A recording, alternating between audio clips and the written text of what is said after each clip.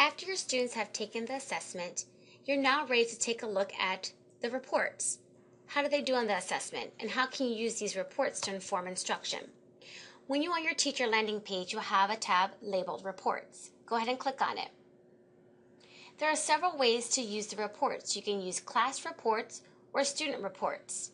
You'll simply select the class that you're working with, in this case, Ellis, 5th grade, and then you can select the report.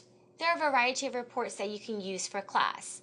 The formal assessments, those are the ones the students have taken online.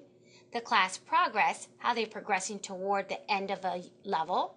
By topic, by trajectory, which is a building blocks, or by a building blocks activity.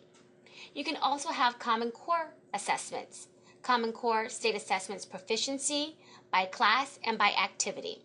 Let's take a look at a class progress report. Here's an example of a class progress report. Notice that you have the group, the program level, and we're going to look at all the units. Here lists all of my students.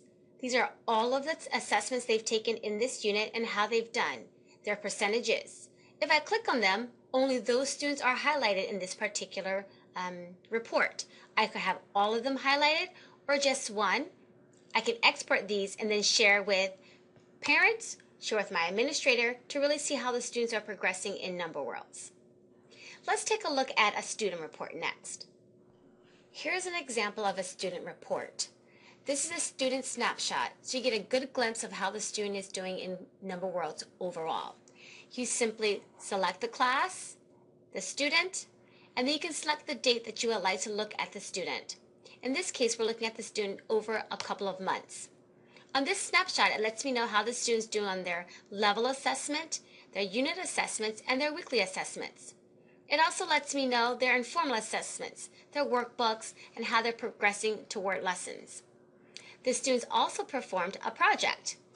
It also lets me score their project and see how they've done on their project-based learning activities. I can also type in notes on a student report. This is helpful when you're doing parent-teacher conferences or you're really looking at your student and see if they're progressing toward becoming a better mathematical student. Again, all of these reports are exportable. You can export them, print them out, and share them with parents or administrators. Another kind of assessment that you can assess in number worlds are informal assessments. Through the Assessment tab, you can click on Informal Assessments and select your class and your group. Select the level they're working on and the unit. Informal assessments include student workbook, overall informal assessments of the lesson, and project-based learning. Each has a drop-down menu. Did she perform well in her workbook today? Yes or no. Out of 4, how did she perform on a lesson?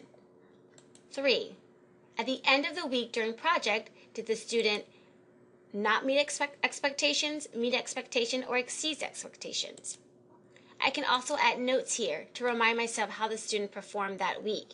Great way to remember when I'm talking with the parent or with other administrators. These informal assessments are important to get an overall view of how the student's performing in number worlds. Now that you've been teaching number worlds for a couple of weeks, what I'd like for you to do next is to input informal assessment for your students. And then go to the discussion board and discuss how you use assessment data to motivate your students.